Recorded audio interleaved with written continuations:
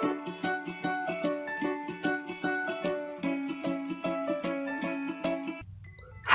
I'm Kaviraj from scoringtarget.com. In today's session, we are going to learn the Song of Freedom questions and answers for 9th standard students presented by ಕವಿರಾಜರಿಗೆ. ಆತ್ಮೀಯ ವಿದ್ಯಾರ್ಥಿಗಳ ಇವತ್ತಿನ ತರಗತಿ ತಮ್ಮೆಲ್ಲರಿಗೂ ಸ್ವಾಗತ ಬಯಸ್ತಾ ಇವತ್ತಿನ ತರಗತಿಯಲ್ಲಿ ನಾವು 9ನೇ ತರಗತಿಯ ವಿದ್ಯಾರ್ಥಿಗಳಿಗಾಗಿ poem number 7 the song of freedom ಈ ಪೊಯಮ್ನಲ್ಲಿರ್ತಕ್ಕಂಥ ಇಂಪಾರ್ಟೆಂಟ್ ಕ್ವೆಶನ್ಸ್ ಮತ್ತು ಆನ್ಸರ್ಗಳನ್ನ ಡಿಸ್ಕಸ್ ಮಾಡೋಣ. ಈಗಾಗಲೇ ಈ ಪದ್ಯಕ್ಕೆ ಸಂಬಂಧಪಟ್ಟಂತೆ ಸಾರಾಂಶದ ವಿಡಿಯೋನ ಮಾಡಿದ್ದೀನಿ. ಆ ವಿಡಿಯೋಗಳನ್ನ ನೋಡಬೇಕಂದ್ರೆ ಲಿಂಕನ್ನು ಕಾಮೆಂಟ್ ಬಾಕ್ಸಲ್ಲಿ ಹಾಕಿರ್ತೀನಿ, ಸೊ ನೋಡ್ಬೋದು. ಈಗಾಗಲೇ 9ನೇ ತರಗತಿಯ ಎಲ್ಲ ಪಾಠಗಳು, ಪದ್ಯಗಳು ಮತ್ತು ಸಪ್ಲಿಮೆಂಟರಿ ರೀಡಿಂಗ್ ಪಾಠಕ್ಕೆ ಸಂಬಂಧಪಟ್ಟಂತೆ ಸಮರಿ ಆಗಿರ್ಬೋದು ಮತ್ತು ಇಂಪಾರ್ಟೆಂಟ್ ಕ್ವೆಶನ್ಸ್ಗಳಾಗಿರ್ಬೋದು ಮತ್ತು FA ಕ್ವೆಶನ್ ಪೇಪರ್ಗಳನ್ನು ಕೂಡ ರೆಡಿ ಮಾಡಿದ್ವಿ. ಸೊ ಆ ಎಲ್ಲ ವಿಡಿಯೋಗಳನ್ನ ನೋಡಬೇಕಂದ್ರೆ ಅದರ ಲಿಂಕನ್ನು ಕೂಡ ಕಾಮೆಂಟ್ ಬಾಕ್ಸಲ್ಲಿ ಹಾಕಿರ್ತೀನಿ, ನೋಡಿ. ಸೊ ಈಗ ನಾವು ಸಾಂಗ್ ಆಫ್ ಫ್ರೀಡಮ್ದಿಂದ ನಮಗೆ ಕೇಳಬಹುದಾದ ಇಂಪಾರ್ಟೆಂಟ್ ಕ್ವೆಶನ್ ಮತ್ತು ಆನ್ಸರ್ಗಳನ್ನು ಇವತ್ತು ನಾವು ಡಿಸ್ಕಸ್ ಮಾಡೋಣ. ಸೊ ಮೊದಲನೇ ಪ್ರಶ್ನೆ ನಾವೀಗ ಅಂಡರ್ಸ್ಟ್ಯಾಂಡ್ ದ ಪೊಯಮ್ ಸೆಕ್ಷನ್ದಿಂದ fill in the blanks with the words given in the brackets to make it more meaningful. ಈಗ ನಿಮಗೆ ಇಲ್ಲಿ ಒಂದು ಏನು ಮಾಡ್ತಾರೆ, ಪೊಯಮ್ನ ಒಂದು ಸಾರಾಂಶವನ್ನು ಸ್ವಲ್ಪ ಶಾರ್ಟ್ ಆಗಿ ಕೊಟ್ಟಿದ್ದಾರೆ. ಅಲ್ಲಿ ಕೆಲವೊಂದು ಪದಗಳನ್ನು ಫಿಲ್ ಇನ್ ದ ಬ್ಲ್ಯಾಂಕ್ಸಲ್ಲಿ ಕೊಟ್ಟಿದ್ದಾರೆ. ಆ ಪದಗಳು ಯಾವ ತುಂಬಬೇಕು ಅನ್ನೋದು ಕೂಡ ನಿಮಗೆ ಬ್ರ್ಯಾಕೆಟ್ಸಲ್ಲಿ 4 ಪದಗಳನ್ನ ಕೊಟ್ಟಿದ್ದಾರೆ. ಸೊ ಯಾವ ಪದವನ್ನು ಎಲ್ಲಿ ತುಂಬಬೇಕು ಅನ್ನೋದು ಇಲ್ಲಿ ನೀವು ಡಿಸೈಡ್ ಮಾಡಬೇಕು. ಸೊ ಈ ಕವನದ ಸಾರಾಂಶವನ್ನು ನೀವು ಕಲ್ತ್ಕೊಂಡಿದ್ದೀರಂದರೆ ಇದು ನಿಮಗೆ ಈಸಿ ಆಗುತ್ತೆ. ಸೊ ಈ ಕವನದ ಸಾರಾಂಶದ ವಿಡಿಯೋವನ್ನು ನೀವು ನಮ್ಮ ಯೂಟ್ಯೂಬ್ ಚಾನಲಲ್ಲಿ ನೋಡ್ಬೋದು. ಸೊ ಮೊದಲನೇದಾಗಿ ಏನಿದೆ, in this poem the poet celebrates dash dash of our nation. It is celebrated with the songs and dash dash Indians fought for the freedom unitedly leaving dash dash to anyone. We are free from the tricks any dash dash could play to divide us ಅಂತ ಕೊಟ್ಟು 4 ಪದಗಳನ್ನು ಕೊಟ್ಟಿದ್ದಾರೆ. So ಇದಕ್ಕೆ ನಾವು ಯಾವ ಪದಗಳನ್ನು ಎಲ್ಲಿ ತುಂಬಬೇಕು ಅನ್ನೋದು ಈಗ ನೋಡೋಣ. ಸೊ ಆನ್ಸರ್ ಮೊದಲನೇದಾಗಿ ಫ್ರೀಡಮ್ ಅಂತ ತುಂಬಬೇಕು. In this poem the poet celebrates the freedom of our nation. It is celebrated with the songs and ಎರಡನೇ ಫಿಲ್ ಇನ್ ದ ಬ್ಲ್ಯಾಂಕ್ಸಲ್ಲಿ ಡ್ಯಾನ್ಸ್ ತುಂಬಬೇಕು. Indians fought for the freedom unitedly living no chance to anyone.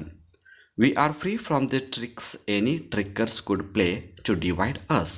ಈ ಥರ ನಾವು ಮೊದಲು freedom, ಆನಂತರ dance, ಆನಂತರ no chance, ಕೊನೆಯದಾಗಿ ಟ್ರಿಕ್ಸ್ಟರ್ ಅಂತ ತುಂಬಬೇಕು.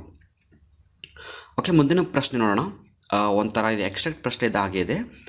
This poem celebrates India's freedom from the British rule. ಈ ಕವನ ಬ್ರಿಟಿಷರಿಂದ ಸ್ವಾತಂತ್ರ್ಯ ಸಿಕ್ಕಿದ್ರ ಬಗ್ಗೆ ಒಂದು ಆಚರಣೆ ಇದೆ ಅಂತ ಒಂದು ಸ್ಟೇಟ್ಮೆಂಟ್ ಇದೆ. ಇಲ್ಲಿ ಕೆಳಗಡೆ ಪ್ರಶ್ನೆಗಳು ಕೊಟ್ಟಿರ್ತಾರೆ, ABC ಅಂತ ನಮಗೆ ಪ್ರಶ್ನೆಗಳಿವೆ. ಮೊದಲನೇ ಪ್ರಶ್ನೆ, quote the lines that refers to freedom.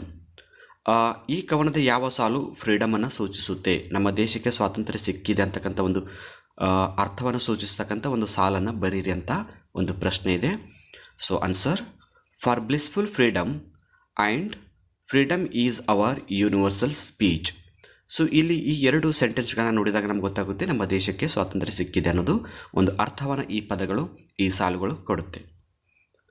Question B, what according to the poet is freedom. ಕವಿಯ ಪ್ರಕಾರ ಸ್ವಾತಂತ್ರ್ಯ ಅಂದರೆ ಯಾವುದು, ಸ್ವಾತಂತ್ರ್ಯ ಅಂದರೆ ಏನು?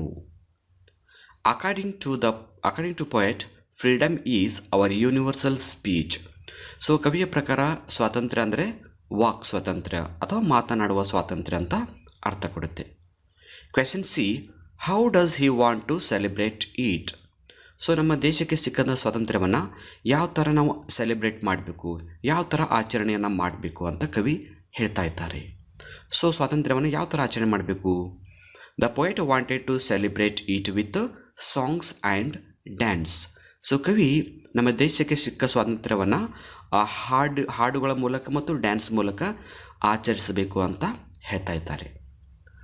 Next question number 3, what does the poet mean by the universal speech and experienced grace. So ಇಲ್ಲಿ ಬ್ರ್ಯಾಕೆಟಲ್ಲಿ ನಮಗೆ ಇನ್ವರ್ಟೆಡ್ ಕಾಮದಲ್ಲಿ 2 ವರ್ಡ್ಗಳು ಕೊಟ್ಟಿದ್ದಾರೆ. ದ ಯೂನಿವರ್ಸಲ್ ಸ್ಪೀಚ್ ಒಂದು, ಎಕ್ಸ್ಪೀರಿಯನ್ಸ್ಡ್ ಗ್ರೇಸ್ ಒಂದು. ಅದರ ಮೀನಿಂಗ್ ಕೇಳ್ತಾ ಇದ್ದಾರೆ, ಹಾಗಾದರೆ ಏನು ಅಂತ. Answer, the universal speech means that every one should enjoy the freedom of speaking. So the universal speech ಅಂದ್ರೇನು? ವಾಕ್ ಸ್ವಾತಂತ್ರ್ಯ. ನಾವೆಲ್ಲರೂ ವಾಕ್ ಸ್ವಾತಂತ್ರ್ಯವನ್ನು ಎಂಜಾಯ್ ಮಾಡಬೇಕು ಅಂತ ಅರ್ಥ ಕೊಡುತ್ತೆ. ಇನ್ನು ಎಕ್ಸ್ಪೀರಿಯನ್ಸ್ಡ್ ಗ್ರೇಸ್ ಅಂದ್ರೇನು? Experienced grace means that express made the people to get equality. So ಸಮಾನತೆಯನ್ನು ಪಡ್ತಕ್ಕಂಥ ಒಂದು ಅನುಭವ. ಎಕ್ಸ್ಪೀರಿಯನ್ಸ್ಡ್ ಗ್ರೇಸ್ ಅಂದರೆ ಈಕ್ವಾಲಿಟಿ. ಓಕೆ, ನಾವೀಗ 4ನೇ ಕ್ವಶನ್ ನೋಡ್ತಾ ಇದ್ದೀವಿ. This poem is not just a description of a free India. ಈ ಕವನ ಕೇವಲ ಸ್ವತಂತ್ರ ಭಾರತ ವಿವರಣೆ ಮಾತ್ರ ಕೊಡೋದಿಲ್ಲ. It is also a description of a glorious India. ಇದು ಭಾರತದ ಒಂದು ಗತ ವೈಭವ ಅಥವಾ ಇತಿಹಾಸವನ್ನು ಕೂಡ ಸೂಚಿಸುತ್ತೆ ಅಂತ ಗೊತ್ತಾಗುತ್ತೆ. Do you agree with the statement? ಈ ಮಾತನ್ನು ನೀವು ಒಪ್ಕೋತೀರೇನು ಅಂತ. ಅಂದರೆ ಈ ಕವನ ಕೇವಲ ಸ್ವಾತಂತ್ರ್ಯ ಸಿಕ್ಕಿದರೆ ವಿವರಣೆ ಅಷ್ಟೇ ಅಲ್ಲ, ಇದೊಂದು ನಮ್ಮ ದೇಶದ ಇತಿಹಾಸವನ್ನು ಸೂಚಿಸುತ್ತೆ ಅಂತಕ್ಕಂಥ ಮಾತನ್ನು ನೀವು ಒಪ್ಕೋತೀರಾ ಅಂತ ಒಂದು ಪ್ರಶ್ನೆ. If so, which are the undesirable elements that the poet desire to free ourselves from? ಒಂದು ವೇಳೆ ನೀವು ಎಸ್ ಅಂತ ಹೇಳಿದರೆ ಯಾವ ಒಂದು ಗುಣಗಳು ನಮ್ಮ ದೇಶದಿಂದ ತೊಲಗಿವೆ ಅಂತ ಕವಿ ಹೇಳ್ತಾ ಇದ್ದಾರೆ ಅಂತ ಪ್ರಶ್ನೆ ಇದೆ. ಓಕೆ, ಆನ್ಸರ್ ನೋಡಿ. Yes, I agree with the statement. ಹೌದು, ನಾನು ಈ ಸ್ಟೇಟ್ಮೆಂಟನ್ನು ಒಪ್ಕೋತೀನಿ. The poet desires to free ourselves from caste born pride and foreigners might ಎಕ್ಸಿಟ್ರಾ.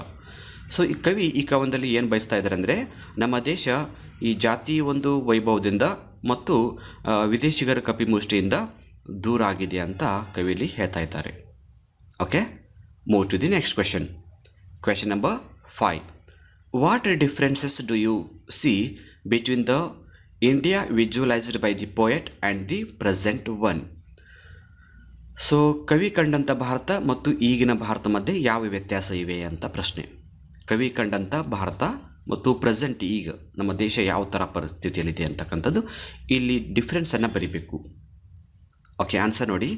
The present condition is that there is lot of caste born pride and inequality among the people. So ಈಗಿನ ಭಾರತವನ್ನು ನೋಡಿದಾಗ ನಮ್ಮ ಈಗಿನ ಭಾರತದಲ್ಲಿ ಒಂದು ಜಾತಿಯ ಪದ್ಧತಿ ಇನ್ನೂ ಹಾಗೆ ಉಳ್ಕೊಂಡಿದೆ, ಜೊತೆಗೆ ಅಸಮಾನತೆ ಇನ್ನೂ ಜಾಸ್ತಿ ಆಗಿದೆ ಅಂತಕ್ಕಂಥ ಒಂದು ವ್ಯತ್ಯಾಸವನ್ನು ಕಾಣ್ತೀವಿ. People have no peace of mind. So ಇವತ್ತಿನ ಈ ಒಂದು ಭ್ರಷ್ಟ ವ್ಯವಸ್ಥೆಯಲ್ಲಿ ಜನ ನೆಮ್ಮದಿಯಿಂದ ವಾಸ ಮಾಡೋಕ್ಕೆ ಆಗ್ತಾ ಇಲ್ಲ. But there are lot of difference in visualized India by the poet. But ಕವಿ ಕಂಡಂಥ ಭಾರತ ಈ ಥರ ಅಲ್ಲ. ಕವಿ ಕಂಡಂಥ ಭಾರತ ಹೇಗಿದೆ ಅಂದರೆ ಅಲ್ಲಿ ಸಮಾನತೆ ಇದೆ, ಅಲ್ಲಿ ಯಾವುದೇ ಜಾತಿ ಭೇದ ಭಾವ ಇಲ್ಲ. Poet says we have freedom of speech. So ಕವಿ ಏನು ಹೇಳ್ತಾರೆ, ನಮಗೆ ವಾಕ್ ಸ್ವಾತಂತ್ರ್ಯ ಇದೆ ಅಂತ. But presently this freedom is unavailable to common people.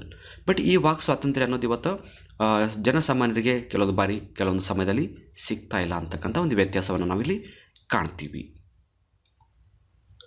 So read and appreciate ಸೆಕ್ಷನ್ದಿಂದ ಪ್ರಶ್ನೆಗಳು.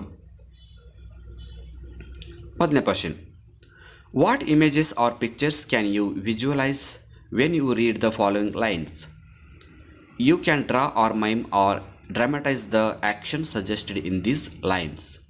ಸೊ ಕೆಳಗಡೆ ನಿಮಗೆ ಪ್ರಶ್ನೆ ಕೆಳಗಡೆ ಕೆಲವೊಂದು ಲೈನ್ಗಳನ್ನು ಕೊಟ್ಟಿದ್ದಾರೆ. ಆ ಲೈನ್ಗಳನ್ನು ನೋಡಿದಾಗ ನಿಮಗೆ ಯಾವ ಕಲ್ಪನೆ ಬರುತ್ತೆ ಅಂತಕ್ಕಂಥ ಒಂದು ಪ್ರಶ್ನೆಗಳು ಕೇಳ್ತಾ ಇದ್ದಾರೆ.